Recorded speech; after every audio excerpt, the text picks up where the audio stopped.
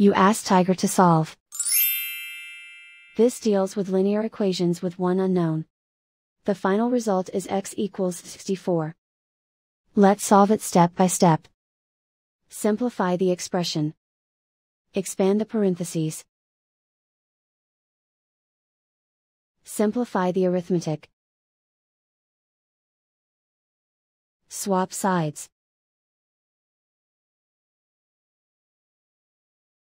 Group all constants on the right side of the equation. Subtract 120 from both sides. Simplify the arithmetic.